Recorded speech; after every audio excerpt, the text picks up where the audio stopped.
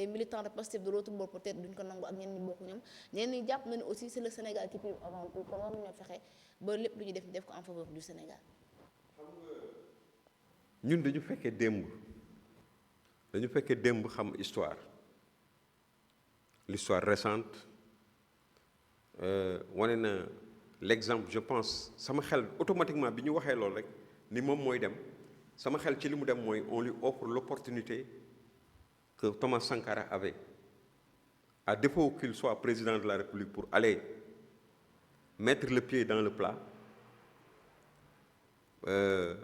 faire un discours boo xam ni peut-être que yaakaar na ci discours boobu comme c'est des populistes discours bi propulsé que mu am une dimension africaine comme leader comme vous vous rappelez du discours de Thomas Sankara à l'OUA qui avait Thomas Sankara ñëw na def fa benn discours boo xam ni tous les chefs d'État ya fa nekkoon nga xam ni ñoo fa yàgg nekk d'habitude ñoo fay nekk ñoom la fa fekk moom moo fay lu bees xaw na leen déranger ñoom Houphouët-Boigny ñoom Abdou Diouf ñeneen ak ñeneen ak ñeneen ak ñeneen vraiment les gens pensaient que c'était un trouble fait bu ñëw dugg ci benn affaire wax ko wax boo xam ni ku ci nekk am na lu la naqadi ci gannaaw discours boobu.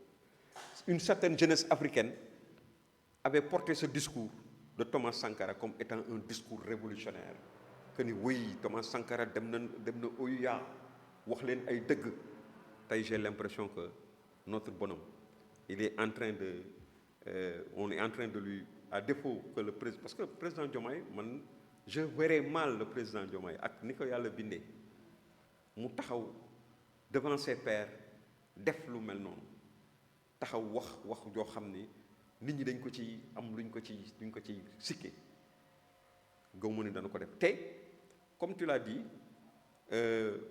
affaire u Pastef ak président Diomaye dafa compliqué c'est une chose très compliquée c'est la première fois dans l'histoire qu'on voit un président de la République boo xam ni porté par un parti boo xam ni daf ko teg au pouvoir ba pare di yaakaar ni normalement dafa war a dégager très rapidement keneen ki nga xam ne mooy premier ministre bi ñëw toog parce que ñoom kooku la ñu teg mooy seen leader te moom amul fenn wéeruwaay boo xam ne mën na ko may tey wéeruwaay politique un appareil politique bu ko mën a may bu dëgër bu ko mën a may mu faire face donc kooku xelam rek la mën a utiliser pour mën ci génn parce que li mu war a génn déjà mooy rafetal deram du sax liggéeyam parce que man je n'attends absolument rien du président Diomaye en termes de réalisation yi fi Macky Sall def wala yu demee noonu en si peu de temps pour un mandat xalaatuñu ko Sénégal ñoom seen bopp sax xam nañu xalaatuñu ko mais au moins mu am taxawaay bu nga xam ne sur des questions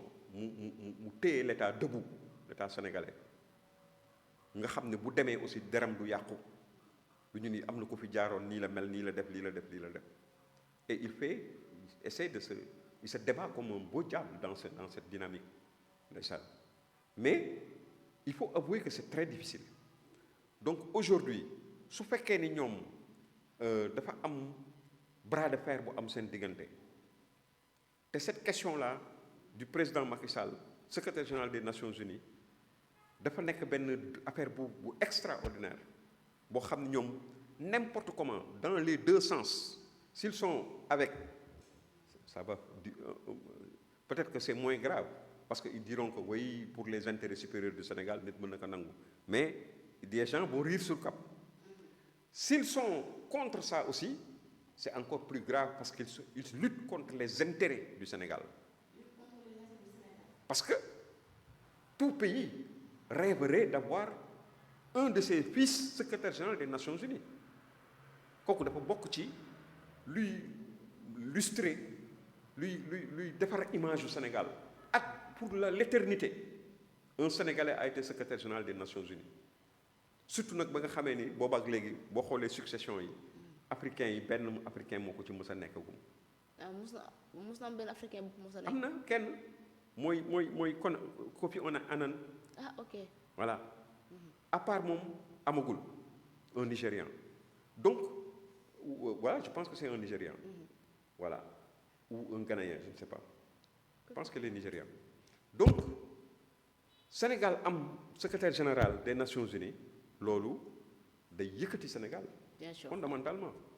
mu ànd ak ñoom ak mu bañ a ànd ak et puis ñoom quelque part boo koy seet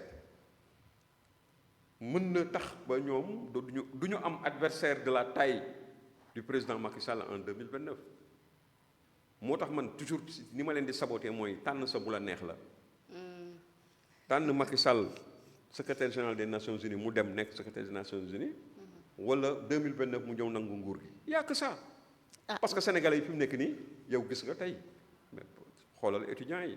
des gens étudiants yi nga xam dañu taxaw ne ñun ay patriotes lañu mais président Macky Sall du moroomu kii am na ay mouvement yu créé wu naan dem jëli Macky Sall des gens qui n'étaient pas avec lui.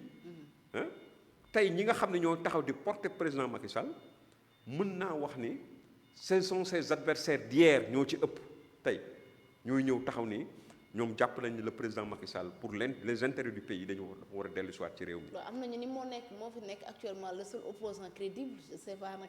voilà te le seul redire mais am nañu ko. voilà loolu la donc bon na nga bàyyi xel ci li ma la wax. que ni il va essayer de marcher man ci sama xalaatu bopp mën naa juum nag. je peux me tromper et je souhaite qu'il me fasse dire ce qui n'est pas exact. N'est-ce pas? Donc vraiment j'aurais souhaité que man ma juum. mais ba buñ ca yeggee. di nga xam ndax juum naa wala juum. il veut faire marcher sur les traces de Thomas Sankara. Courage politique. Mais malheureusement pour lui les gens l'ont pratiqué. Ils sont en train de le pratiquer, de le subir. xam nga leketu kese neex lu bëy. le discours le temps des discours dafa nekk fële. irrévolution. Sénégalais xam nga lu mu xam jëf la xam mën nga discours boo nekkee ci opposition bi diggee wax lu ne mais xam nga lan mooy problème bi boo nekkee aux affaires lañ lay juger ci sa taxawaay nan la mel est-ce que yaa ngi def li nga xam ne moom lañ doon xaar ci yow wala déet donc. taxaw naan ay l'Afrique a besoin de l'Afrique nangam yooyu c'est de notre âge. yooyu seen ñun dañu africains yi. dañu dépassé loolu. n'est-ce pas. d'accord voilà. alors donc il paraît que ki nga xam ne moo njëkk a nekk secrétaire général ONU secrétaire général ONU ci africain yaakaar naa c'est un égyptien Boutros. Boutros Ghali mës na fa nekk waaw c'est ça Ghali il est le premier africain à avoir occupé le poste de secrétaire général de l'ONU en fonction du 1er janvier 92 au 31 décembre 96. Il a été suivi par le Ghanéen Kofi Annan. Voilà, Ghana, c'est un Ghanéen qui a dirigé l'organisation de 97 à 2006. Voilà, c'est comme ça yaakaar mais xam nga Boutros Ghali sax boo koy seet arabe la. Ok.